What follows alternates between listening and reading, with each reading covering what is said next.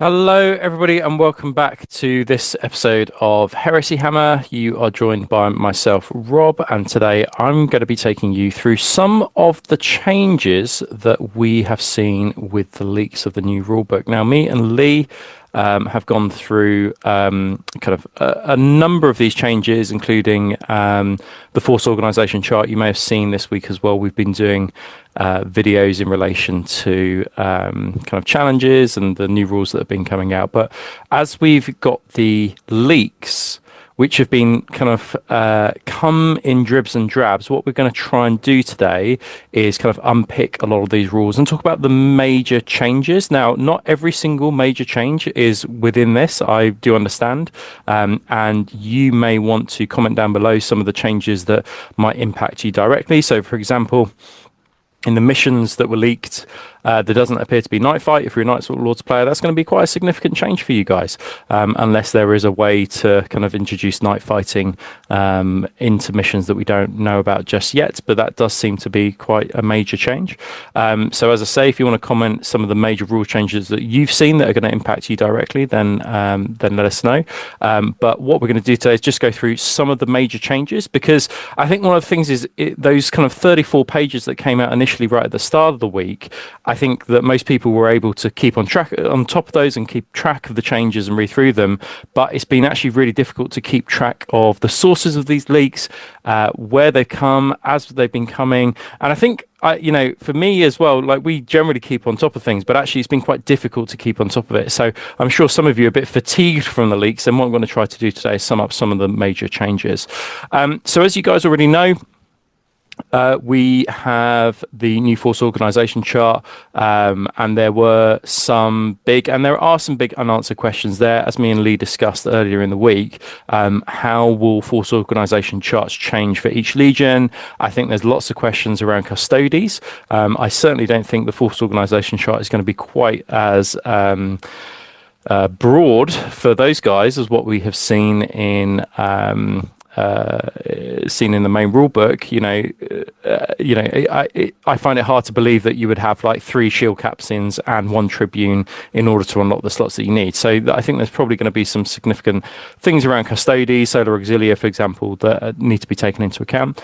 We know that commanders unlock auxiliary detachments, and we also know from the leaks that I literally saw this morning that somebody posted, there's a rule called Officer of the Line X, and Officer of the Line, essentially, if you have that rule, that determines how many auxiliary detachments or detachments that it opens up. So if you've got Officer of the Line 2, that means that that's a single commander or single, centurion that could potentially unlock 2 auxiliary detachments, not just the one that we've kind of seen from the article that they sent and the leaks that we've got as well. So that's going to be interesting. How many, does every single console or command choice have Officer of the Line, and then what is the X next to it? I think that's going to be interesting. We obviously know about prime slots and their benefits as well. We did a show earlier in the week talking about those prime slots. Those look really, really cool. And the big, one of the big things I think is around challenges, making one of your units a Master Sergeant, and then he gets the champion special rule, which means that he can then engage with challenges, whereas normal sergeants can't, which is really interesting. And then the other thing says there's no limits on allied detachments, but I'm sure there will be a cap on the number of points that you can spend on allied detachments. So another big change is charging and volleying. So one of the most devastating things in the last edition was Overwatch. If you try to charge a heavy support squad, heavy support las cannons, you were pretty sure to lose most of that squad that was charging in. Well, things have now changed. So charging into combat is now very, very different. Moving into combat is a setup move, and that's based on your movement and initiative combined together. And then you compare it to a chart. And then so a tactical marine would have a setup of 3. So you add your base movement and then your base initiative, add them together, compare it, and then that will work out what it will be. So if you have a lower movement and a lower initiative, something perhaps like tech rolls, their setup move might be 1 inch or 2 inches. Marines, just normal bog standard legionaries, have a setup move of 3, and then you combine that setup move then with a 2d6, but you pick the highest, not the lowest. So lots of you might be kind of going, okay, well, how do I then make a charge that is, say, 12 inches? And it looks like it's not going to be possible. So within the rules, the league rules, it did say that you can pick a target within 12. And then you can charge it, but actually, if you're just a tactical squad, it looks like actually you're not going to be able to make that charge distance. Yeah, we always had those amazing moments where you needed like an 11-inch charge, and you would go for it, and then on the odd occasion it would take place. But we've also, on the flip side, had all of us have had those moments where you needed to make a 4-inch charge, and then you failed it on a 2 or a 3. So I think what this has done, and I think just generally one of the things I would say about these rules is that there's a lot more predictability to it, and there's a lot more standardization to it as well, and reliability to it. So for example, it looks like a Marine just attacking a unit or charging at a unit can never fail now a 4-inch charge, because they've got their setup over 3, and then they're always going to have at least 1d6. Even if you rolled snake eyes on that 2d6 and pick the highest, you're always going to make a 4-inch charge. Now, if Alpha Legion rule is the same as last time, which is it's always -2 to the charge, then there is a chance that you could fail it. But it looks like for most Marines now, actually they're never going to fail a 4-inch. So I think that's a big thing, and I think that actually people will quite like that. As you charge, both sides get to snap shoot their assault weapons as they close in, and then Overwatch as a reaction replaces volley fire and fire all weapons normally as it is now. So that's really interesting, that basically you can Overwatch as a reaction, but kind of everybody gets just volley fire as long as they've got assault weapons. But again, I think that one of the things I would say is that it looks like in games you're going to have less reactions to work with, unless warlord traits unlock additional reactions that we don't know about, or legions or war gear unlock different additional reactions. In general, you're just going to have 2 reactions per turn, so you're going to want to use them at particular moments. So yeah, really interesting, and a change, significant change there. So talk about snap firing with volley fire. So snap firing being on a 6, that is the case for some kind of units within the game, but models with better ballistic skill can snap fire more reliably. So if you're a ballistic skill 4 model, your snapshots are on a 5. So when we talked about that volley fire there with Marines kind of doing their snapshots, actually they're going to be hitting on a 5 up. So that's a bit of a change there. Blasts are more reliable now. You roll to hit first, and it only scatters on a miss, like Adeptus Titanicus. If multiple blasts from the same unit miss, i.e. a plasma cannon squad, only roll 1 scatter, and all misses are resolved in that spot as well. So the vehicle damage table. So they gave us an article earlier this week about the vehicle damage table. A couple of things to pick out of this one. So I think in the main, I've seen people talk about vehicles being tougher because they've got more hull points. I think that's going to be true to some extent. In many ways, I think they're tougher, but in some ways, I think they're going to be less usable unless you've got things in your army to kind of like deal with statuses. But we'll get to that in a second. So the vehicle table still exists, but it's been kind of changed significantly. So penetrating hits no longer roll on the table and just do hull points equal to the weapon's D. So we saw with the melter gun, if you're within melter range, obviously game's armor bane, but if you're in melter range, it does 6 damage, that that means a predator will just can go with 1 shot. Okay, so one of the things I would say is I think that because, with the example of Melter, with the example of lascannons that are staying still and get damage too, I think that kind of rhinos and kind of mid-sized, mid-armored tanks like Predators, I still think they're going to be quite susceptible to being destroyed. But it's actually at the AV-14 that I think it's going to be much, much harder to kind of like one-shot and blow up tanks. And one of the reasons I say that is that if flare shields are still in the game, If we think about a Kratos, which is AV14 on the front, and that, bear in mind, they might actually increase the AV of the front. Like we saw that with the Rhino in the leaks. If you've got a flare shield and it still does what a flare shield does, which is -1 on the strength of the weapon, it means that actually Melter from the front can't actually do anything to a flare shielded Kratos, and the same will be for a flare shielded Spartan. You'd have to come at it from the flanks or the rear to be able to actually kind of blow that thing up or do damage to it. And even then, with a Melter on AV14, you're hunting for sixes. Now, those sixes would usually be a glance, but if they're within armor bane range, then they'll become pens. But again, if they're not within half range, then they don't have the armor bane rule. Then it does mean that you're hunting for glances on those sixes. So I think from what I've seen, I'm not necessarily convinced that tanks are tougher, but I certainly think heavier vehicles are going to be much tougher, which really excites me about super heavy vehicles and what the changes might be to those when we see them. So glancing hits are going to be really interesting. So glancing hits roll on the table inflict a status like suppress. We've already seen the statuses all except for routed. So if you get a glancing hit, you roll on the table. These can only be removed once a turn on a roll of a 6 or with a battlesmith. Now, me and Lee talked about this before when we were talking about the force organization chart. I really, really think in this situation, you're going to have more tech marines than you would usually take in your force. I think that, with vehicles being not in squadrons, or by the looks of things, not in squadrons any longer, it does seem to me that you're going to have, say, a tech marine next to the vehicle to be able to unlock it. And actually, that wasn't even possible in 2.0. You couldn't I don't think you could have just a wandering tech marine on its own. It always had to be attached to a unit. So unless there's a way to buy a tech marine for a vehicle in part of the vehicle kind of data sheet, that's going to be really interesting to see, because on a roll of a 6, you're going to have, and you get glancing hits. Lots of your tanks are going to be suppressed a lot of the time. They're going to be pinned a lot of the time, and they're going to be fairly useless a lot of the time as well.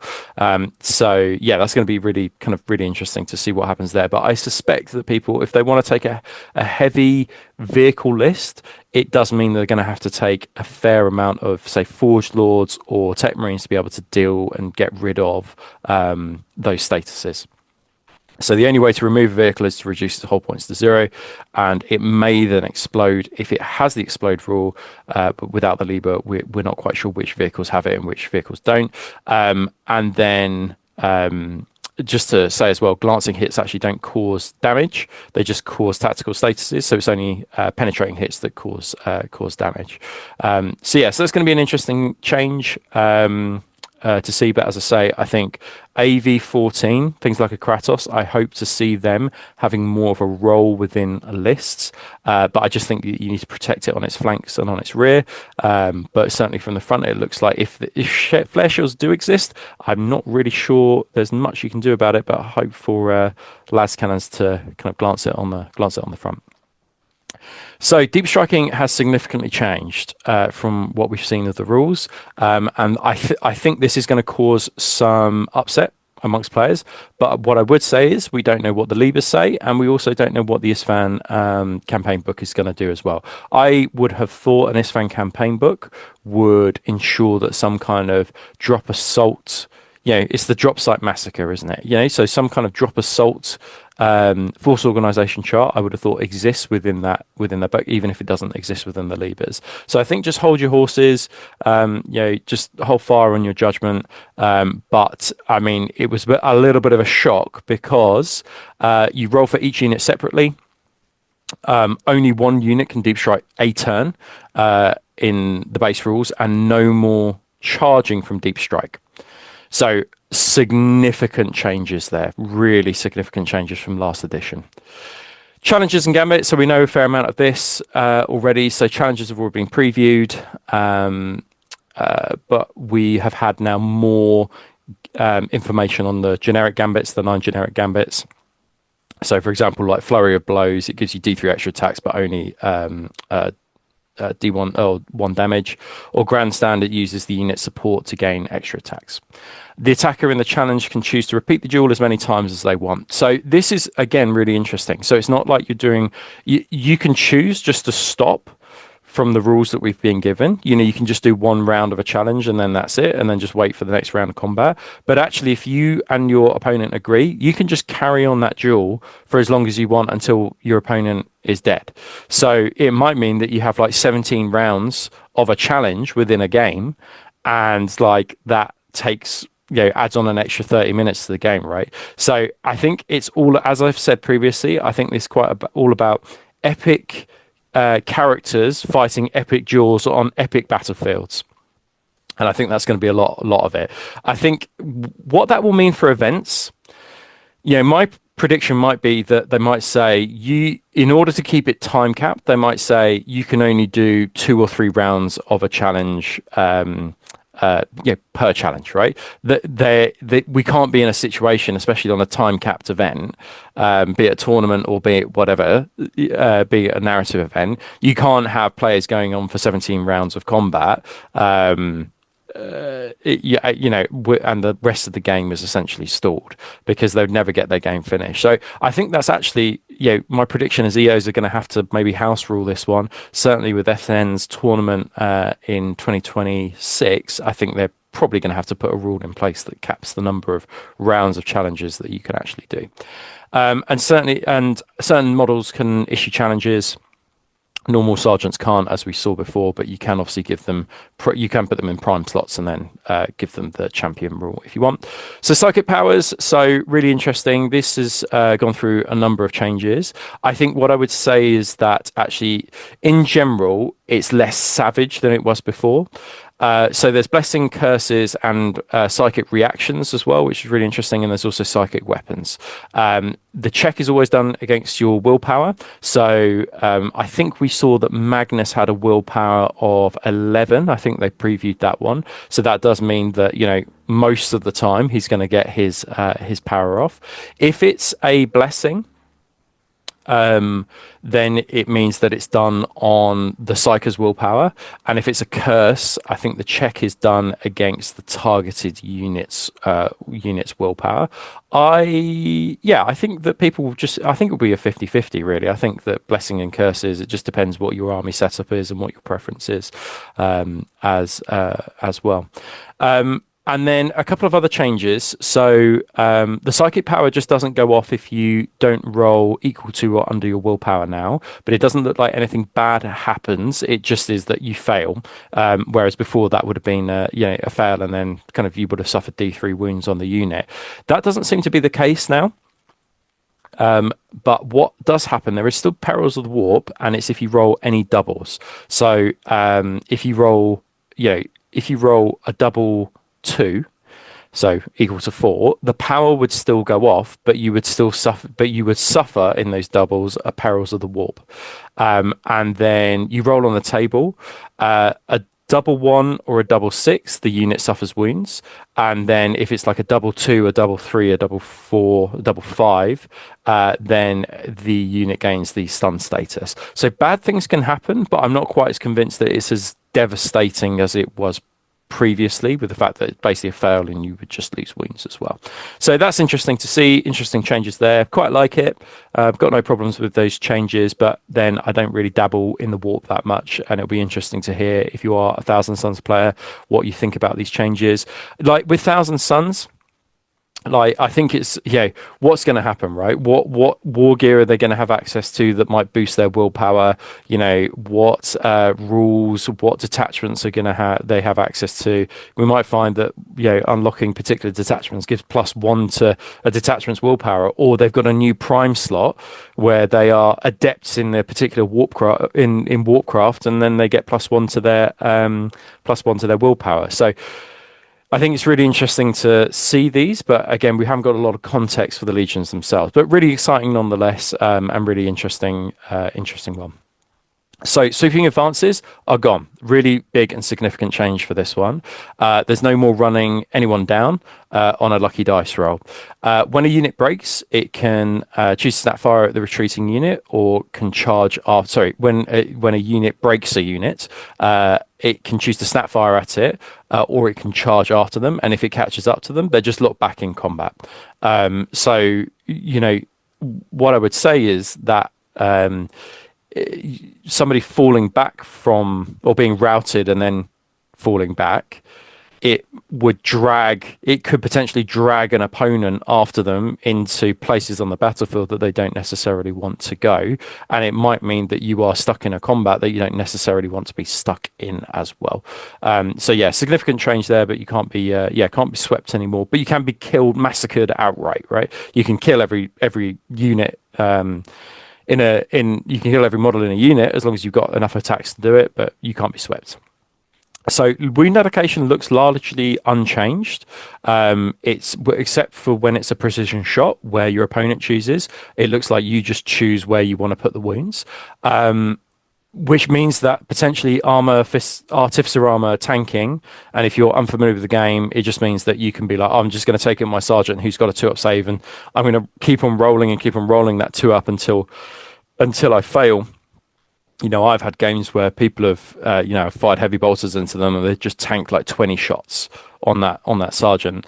So it doesn't look like that's been cleaned up, but what they might do in the levers is just kind of go, sergeants can't buy artificer armor anymore. That is just, it's gone.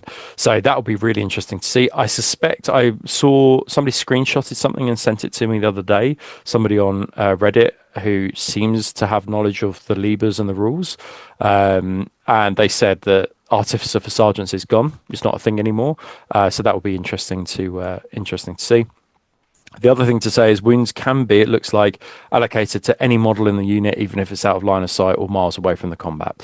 So yeah, interesting changes there. I think it's not immersive, but it cleans things up, I would say. It's just that it's relatively straightforward. That what I would say is that if I've got any of these things wrong or have misread them, then just pop them in the comments below just for a little bit of clarity. But from my reading, it's been a busy week for Heresy Hammer this week, but from my reading, this is pretty accurate. So fleeing off the board. So when a unit's routed, the fallback move is made at the end of the movement phase, and then it's their initiative plus 1d6, and that's how far you would fall back if you are routed, and that takes place in the movement phase. And then if a unit reaches the board edge, it isn't instantly removed. So that's a little bit of a change from before, which is that if it just kind of like hits a board edge, it's gone. Or rather, if it goes beyond the board edge, it's gone. If it hits the board edge, it gets to have another leadership check to see if it recovers. And then if they fail that leadership check, then they're removed as well. So I think that they've just put a buffer in. There's a bit of a buffer around the board now, and you get one last chance to just check the leadership to see whether it can stay on the board, which is good. I think again, lots of these things, it's just more predictable. I mean, even the fallback move of just initiative plus 1d6, it's no longer like a 12 or a 2. It's not like there's more predictability in what can happen here.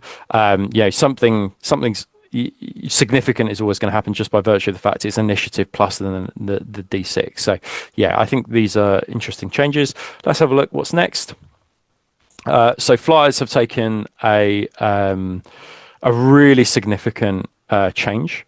So they're radically different, and I suspect we'll get a Warcom article about just flyers just in general. They now behave more like they do in Legions Imperialis. They come in, do a specific mission, and then they return from reserves. The reserve role, to have them come back a subsequent term, gets harder every time, so they have a finite number of actions, and they must have dedicated missions to fulfill, like strafing run or extraction mission. If ferrying passengers in, they can leave the board and bring back another unit from reserve. And because they leave the board again at the end of the player's turn, interceptor or combat air patrol are the only ways to target flyers. So, really, really interesting changes to flyers. I think it's quite cool. And as we said in a previous show, is to demonstrate, I think, that the speed at which these flyers are moving. It would be very hard, I think, in game to represent Well, it was previously quite hard, I think, in game to represent the speed and agility of like a Xiphon interceptor, but giving them certain missions, they're almost like it's like a mini game in the air, that I think works quite well.